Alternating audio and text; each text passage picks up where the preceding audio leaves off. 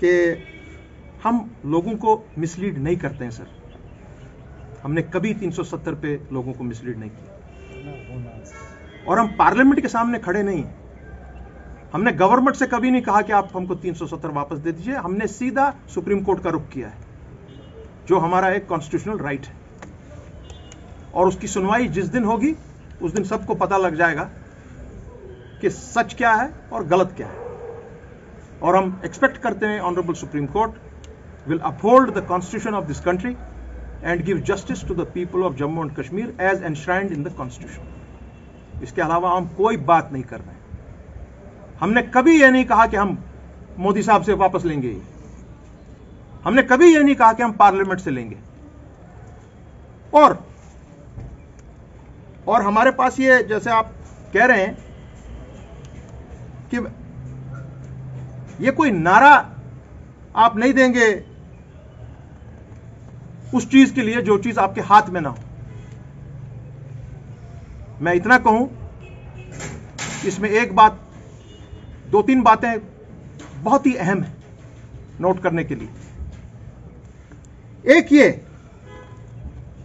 कि आपको पार्लियामेंट में 2/3 अक्सरियत नहीं चाहिए 370 को वापस लाने के लिए। वो मीनिंगलेस है। जब पब्लिक रिजॉल्व करती है, आहत करती है, तब पार्लियामेंट कोई वैल्यू नहीं रखता। आपने देखा होगा पंजाब के फार्म लॉज गवर्नमेंट ने इजरा कर दिए। उसके बाद क्या हुआ? क्या जब उनने वापस किए, क्या उनने पार्लियामेंट से पूछा? उससे अहम एक और चीज, नागालैंड में फाइनल स्टेजेस पर इस वक्त बातचीत हो रही है नागाज की और गवर्नमेंट ऑफ इंडिया की, और उन्होंने बेसिक शर्त कही है कि हमको अपना कॉन्स्टिट्यूशन दीजिए और अपना फ्लैग दीजिए, उसके अलावा हम कोई बात ही नहीं करेंगे। Are you asking from the parliament? No, you not. सो आप ये कैसे कह रहे हैं कि मुझे नंबर्स चाहिए, 350 लोग चाहिए? मुझे बिल्कुल नहीं चाहिए। और एक चीज जिसमें पार्लियामेंट का कोई एक्ट जो कॉन्ट्रडिक्टरी हो and violative of the basic structure of the constitution, it does not need 2/3 majority to resolve it. That is law. You don't require it. हमको नहीं चाहिए numbers। इसलिए मैंने जैसे कहा, numbers are meaningless when 370 will come up. Meaningless। हमारे पास 3 विकल्प हैं, judiciary, executive and the parliament.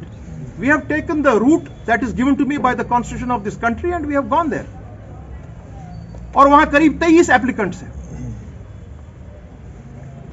मेरी उनसे बहसती, उनके एक छोटे भाई, उनसे गुजारिश होगी, आजाद साहब please join us in the fight to restore 370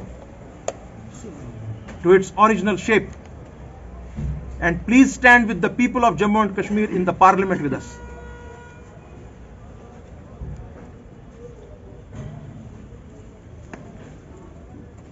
इसमें एक चीज मैं उनको और याद दिलाना चाहूंगा, वो याद करें इमरजेंसी का टाइम, जब 42nd अमेंडमेंट कोशिश की थी मिसेस गांधी ने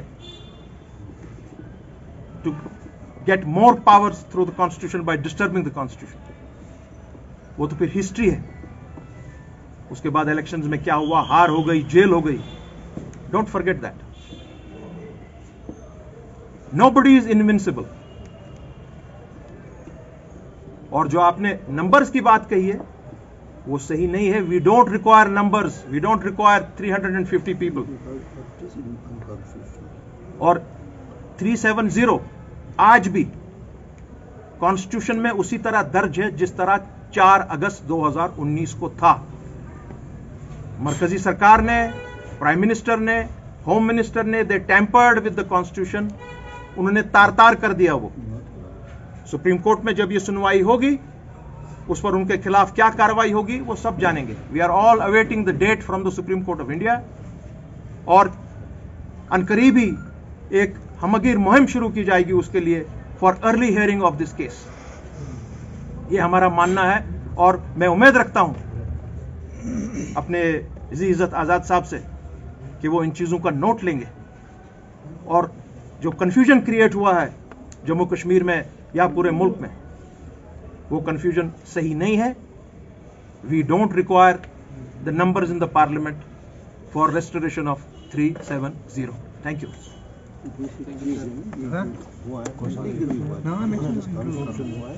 जब भी कोई लॉ बनता है कर सकते हैं कि बिकॉज इट इज अंडर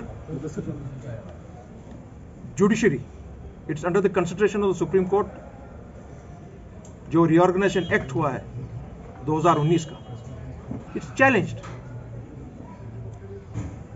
आप इस तरह हाथ नहीं लगा सकते हैं कॉन्स्टिट्यूशन पर। ये इलीगल आपने किया, अनकॉन्स्टिट्यूशनल आपने किया, आपको उसको भुगतना पड़ेगा, उसके कॉन्सिक्वेंसेस। और एक ना एक दिन सुप्रीम कोर्ट के सामने खड़ा होकर वही पता लग जाएगा, because our case is a watertight case. For advertisements in Channel 1, please contact on 7006444869.